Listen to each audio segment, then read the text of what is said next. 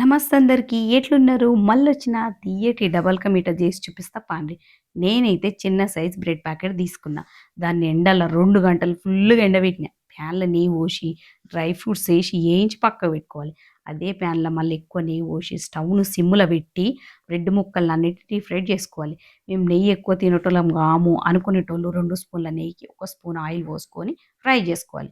ఒక గిన్నెలో 1 ½ glass water పోసి మరిగినంక ఒక గ్లాస్ షుగరేసి మూత పెట్టి మీడియం ఫ్లేమ్ మీద 10 నిమిషాలు మరిగినంక చూస్తే చేతికి అతుక్కునేటట్టు ఉంటే స్టవ్ ఆఫ్ చేసి ఒక టీ స్పూను ఇలైచీ పౌడరు, 2, 3 నిమ్మ చుక్కలేసి కలిపి ఇంతకుముందు వేయించి పెట్టుకున్నాం కదా బ్రెడ్ ముక్కల్ని అందులో ఏసి కలిపి మూత పెట్టి ఒక 10 నిమిషాల తర్వాత ఆ ముక్కల్ని కిందికి మీదికని కలిపి మూత పెట్టి ఒక్క 5 నిమిషాల తర్వాత తీసుకొని తింటే ఉంటది. ఆహా! ఈ వీడియో గనుక మీకు నచ్చినట్లయితే please like, share and subscribe.